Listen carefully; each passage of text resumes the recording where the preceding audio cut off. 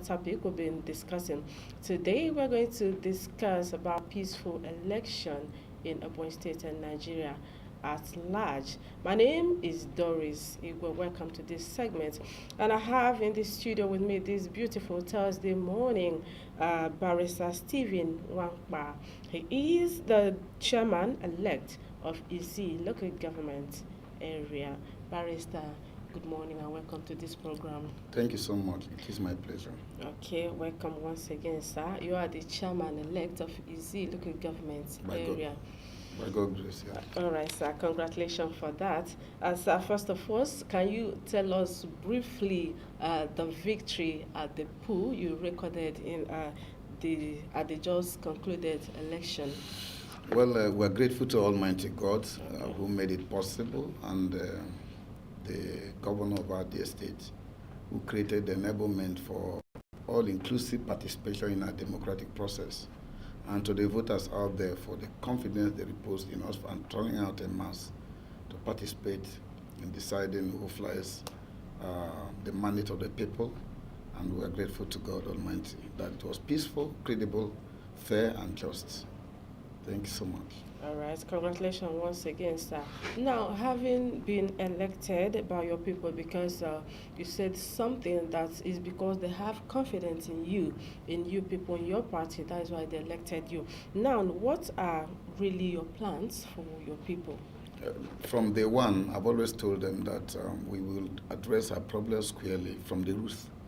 And what I mean by that is I intend to entone entrepreneurship career path for the indigenous of different local communities within their local government. We realize that government can create jobs for all the teeming youth. What we now do is to facilitate public-private partnership in creating entrepreneurship path for every one of us. And that will happen as soon as we get in there. Another one is to consolidate on the security and prosperity of the local government. Okay. We will adopt the template of the outgoing local government chairman to sustain peace and stability within ourselves and our neighbors too. Okay. And also to find a way to recreate what is happening within the mainstream of state politics, what their governors do in terms of infrastructure, to create more infrastructural development within our local communities in the local government. Okay. These are cardinal points that will form the crux of our administration in the coming months. Okay. All right, sir. Good enough. And now let's talk about the youth later, because the youth are. When you talk about election like this, the youth are always at the forefront, And what I'm really seeing this time around is like the youth are taking over, because most of the chairman-elect of all the local governments are the youth, young people. Now, in your administration, sir, what special package do you have for the youth? Like I've always said, we intend to, when we talk about entrepreneurship, is to engage the youth meaningfully. Okay. To begin to advance their skill in terms of creating jobs for themselves. Okay. And you can do this by several ways. Sometimes the requisite skills are not there. So we intend to assemble some youths and then give them training, and thereafter we will engage entrepreneurs across the state and outside the state to ensure that they partner with the local government in engaging them meaningfully, so that at the end of the day, we will be part of the processes to make sure that they start working and start earning. When once one is hungry, he's bound to do anything. Exactly. And that is how to take this thing. The issue of the era of paying lip service to the need of the youth is gone, as far as I'm concerned. And this has been orchestrated by the enabling environment created by their governor, the incoming governor, the current governor, and also the incoming governor, who is also hampering on, who are also bent on trying to make sure that the youth are meaningfully engaged. And if you look at the number of empowerment programs that this particular present government has done, it intends to recreate a different paradigm shift for the youth to ensure that they become a stakeholder, not just within the political spectrum, but within the economic spectrum. They should become breadwinners and be able to solve problems challenging their families and then the local communities. we will become better when we leverage on what the executive governor of the state has done. If you look at the number of welfare packages and empowerment in terms of the number of the youth that are presently working under this administration, you consider the level of empowerment that has been given to people to start businesses. When you aggregate all of those things together, you realize that our governor is a multitasking and multi-talented administrator who intends to reach all spectrum and all sectors of human endeavors, however you look at it. So everyone intends to adopt his template to ensure that we build on that and leverage on what he has done now, because he has designed a template that will last for a couple of decades within the time, within which we think that from the local communities to the state and also to the federal government, if the template is completely adhered to, we will be proud to say that we have developed our state, not just in terms of infrastructure, but in terms of human capital development. Okay, so your administration intends to kind of encourage the youth the more? Of course. And then this time in my local government, by God's grace, it won't be giving them money. That is not working sometimes. Giving them fish, but teaching them how to fish. And again, I was telling some group of them that met me some other time that imagine if I bring about 10 youth from different communities and we send them to go and learn fishing or to go and learn piggery, farming, and then they come together, you create a joint enterprise for them. If you give one person 1 million, if you bring 10 people and give them 5 million naira, you are sure they're going to succeed establishing fishery or piggery.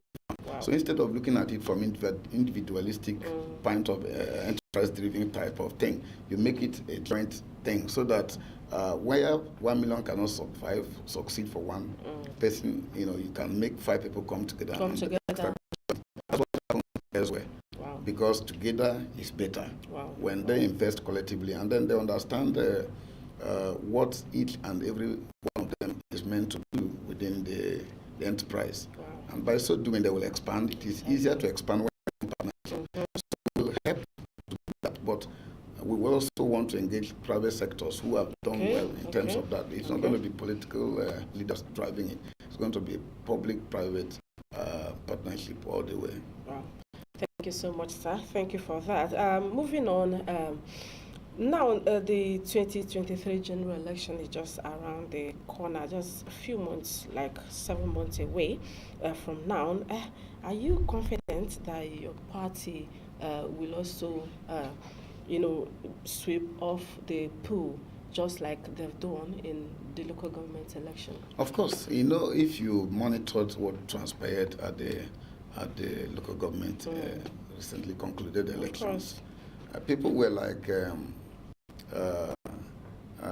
whether we will win and whether the number of people coming out to vote will be something to talk about. And you saw for yourself the mammoth crowd that pulled out. You see, when you have a leader that is marketable, when you have a leader that has done well for his people, when you have a leader that has a blueprint of further development, and people are at home with the template he has developed, economically and otherwise, the party that he pilots will definitely win.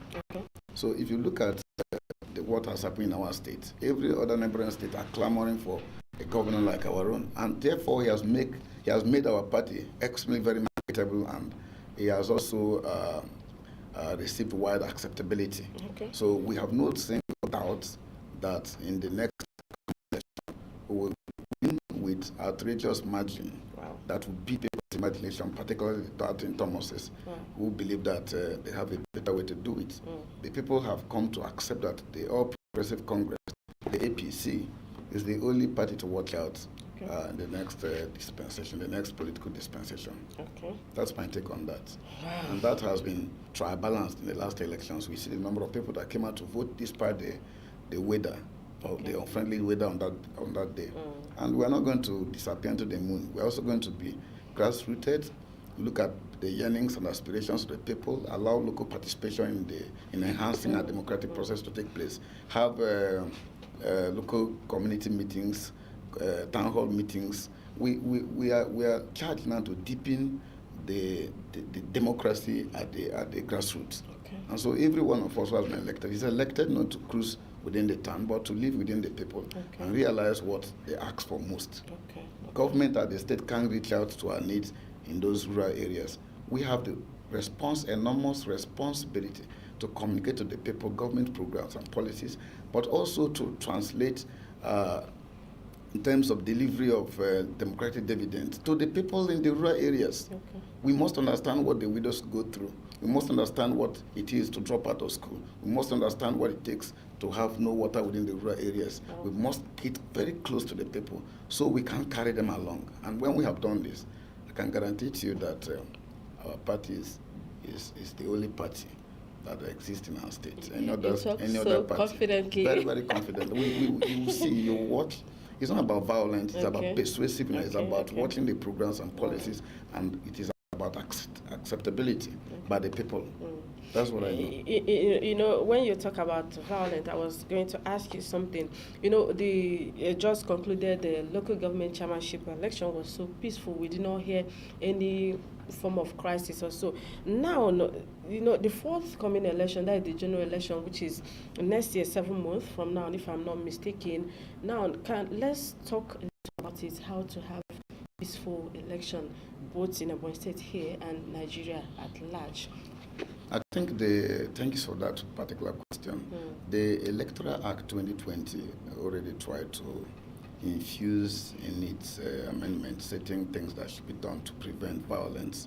If you look at Section 125, Section 126, Section 127, and 128 particular of the said acts, 127, 125, 126, and 127 and 128. 125 talked about 126, 127, and 128 talked about undue influence. 125 talked about disorderly conduct within the election area. Said anybody who present himself in the most disorderly manner or present someone else or incite another to present himself in such disorderly manner as to create a violent atmosphere in the day of the election within that period, the person might be convicted for. When convicted, the person is criminally liable and upon conviction shall pay a maximum fee of 500,000 naira or be in prison for 12 calendar months or both. And then if you look at 126, it talks about what should not be seen during the election. You are not expected to present the party memo or to shout certain slogans that suggest that you belong to a particular political party, and so many other things that Section 127, 26 provided for. 127 talked about undue influence. You're not allowed to corruptly persuade another by inducing that particular person, either by monetary gift while the election goes on, or to canvass for any political party at that moment. If you are convicted, you'll be sentenced to 2 years imprisonment, and then or you pay 1 million naira. And then 127 talks about, 128 also criminalizes threatening the use of violence.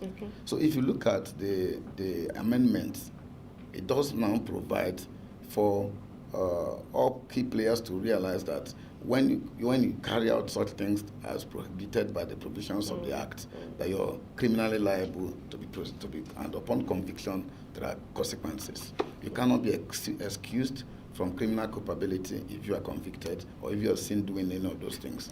Now, if you also look at so these are the factors you consider when you intend to incite violence or participate or facilitate violence within the time frame that the Act referred to.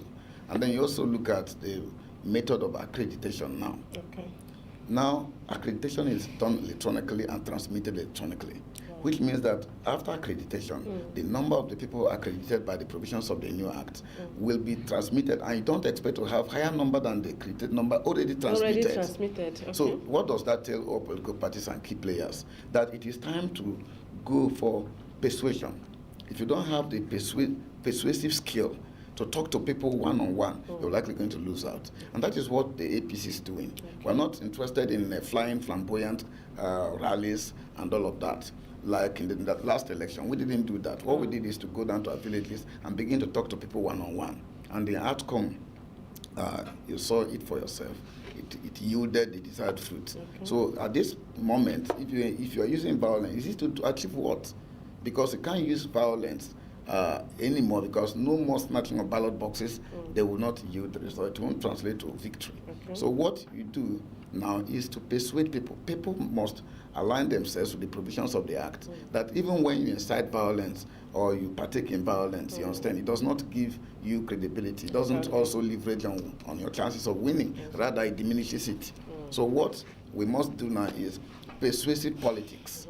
It is time to communicate your manifesto, communicate your programs and policies, listen to the people, address them from the perspective that they are tending towards, and not from what you think you want to do. You must listen to the people, and that's what our party is doing. Our party has begun a collection of people's projects, programs. What do you want? What do you think should be done for your own local communities? That is what we call local participation in local politics. Okay. So I don't think that by the provisions of the Act and by the improvement on the electoral process, that anybody should now begin to talk about violence, because it will not yield any fruit.